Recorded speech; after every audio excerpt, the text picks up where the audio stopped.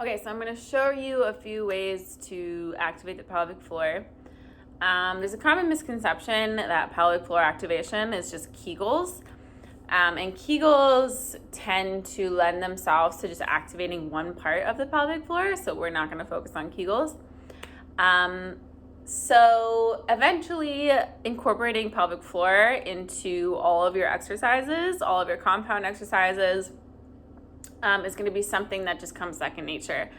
In the beginning, it's a little hard to access if you've never focused on it before. It takes some time. You might not get it right away. That's fine. Watch this video multiple times until you start to get it. Don't be frustrated. It will come. Okay, so you want to start seated somewhere where you're comfortable. You want to be seated where you have tactile floor underneath you, especially to begin with. One of the best places, in my opinion, to start learning about your pelvic floor is to be seated on a yoga ball. That way you have your posture, you have to activate your core enough just to stay stabilized. But any place that you can sit comfortably will do. I like to close my eyes because that helps me focus internally. You don't have to if you don't want to, but that's why I'm going to be closing my eyes. So, to begin with, anatomically, there are kind of 4 key points that we'll be talking about when it comes to the pelvic floor. So, if you think about it, perfect. We'll use a Kleenex. So, you have 4 key points at the bottom of your pelvic floor.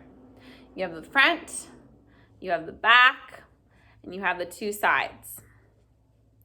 The front is the part of the pelvic floor that's going to help you stop from urinating. The back, if you haven't already guessed it, is the part that helps you from stopping yourself from passing gas. And then the 2 sides are the points that connect to the sits bones. So if you can feel on your butt, it's like the bony part of your butt. We all have it, even if you have to dig a little more or a little less, they're there. Okay, so leading up to activating the entire pelvic floor, we're going to be focusing on the 4 points, and then all together we'll do all 4. So if we start with the front, right? I'm going to set my Kleenex down. If we start with the front, all you're doing is practicing that movement that is helping you from stopping yourself from passing urine or allowing yourself to pass urine. So stopping and starting. So you can take a few seconds, close your eyes. Right? All of us have done this in our lives. We do it every day. So you can pause this video if you want more practice, but if you want, but we'll move on. So moving on to the back, right? Same thing, stopping yourself from passing gas and then releasing those muscles. So give yourself a moment to find it. If you want more practice, you can pause the video.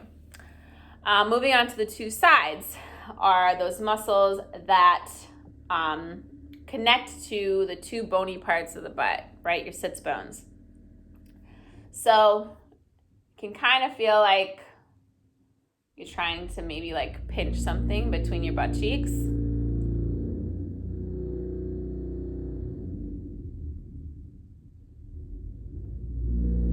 You can take a moment. Great. If you want more practice, obviously stop the video.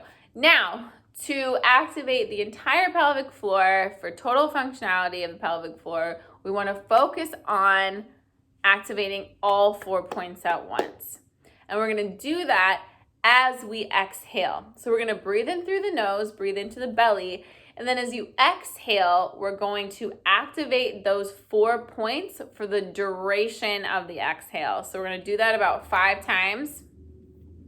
So we find a comfortable seat, we sit up tall, we close down our eyes. If it helps, we inhale through the nose, and then we exhale and activate all 4 of those points, the front, the back, and the 2 sides for the duration of the exhale. Once you've gotten to the bottom of your exhale, there's no more air to breathe out. We release and we inhale back in through the nose.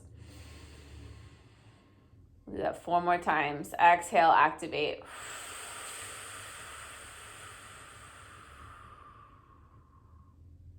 inhale. Exhale, activate.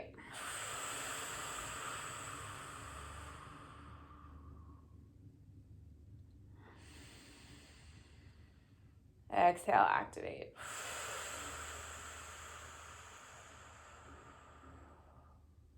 Last time, inhale.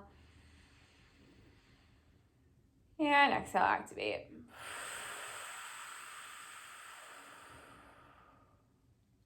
Good.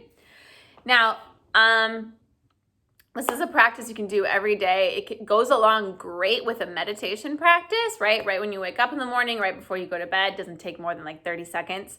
And practice your pelvic floor activation in all of your workouts, right? Next time you do a squat, as you press through the feet, as you come to stand in your squat, after your squat, activate the pelvic floor with your exhale and just notice how much more control your core has as you activate in your exercise programs. All right, that's it for the pelvic floor. If you have any questions, feel free to ask. I am a Pronatal certified trainer and a certified personal trainer through NASM. I am almost done with my nutrition coach certification, and I'm sure there will be more videos about the pelvic floor to come. So thank you for joining me. See you later. Peace out.